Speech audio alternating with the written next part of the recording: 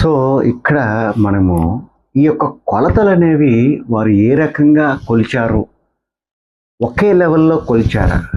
అంటే ఒక కొలత మనం యాక్చువల్గా ఏదైనా తీసుకున్నాం, ఇది కొలిసాం, ఇది కొలిసినప్పుడు ఇక్కడ మనం కొలిచేటటువంటి టేప్ పట్టుకొని, ఒక మనిషి ఇక్కడ టేప్ పట్టుకొని ఇంకొక మనిషి ఇక్కడ టేప్ పట్టుకున్నప్పుడు ఖచ్చితంగా ఒకే లెవెల్కి వాళ్ళు కొలిస్తే వచ్చేటటువంటి కొలత ఒక రకంగా ఉంటుంది.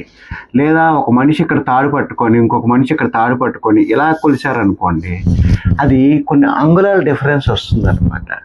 అందువల్ల ఆ ప్రామాణికత ఏంటి, ఎందుకు వాళ్ళు ఎగ్జాక్ట్గా 415 అడుగులు అని చెప్పి 263 అడుగులు అని చెప్పి ఇచ్చారు అంటే, వారికి వచ్చినట్టు కొలత కొంచెం అంగుళాలు అటు ఇటుగా ఉన్నా సరే నియర్ బై ఇంటిజర్కి కలిపేశారండి. అందువల్ల మనం పరిశోధనలో భాగంగా ఏంటంటే ఈ యొక్క కొలతలకి అచీవ్ చేయగలిగే ఆయాదిరా మరి ఏదై ఉంటుంది, తద్వారా మనం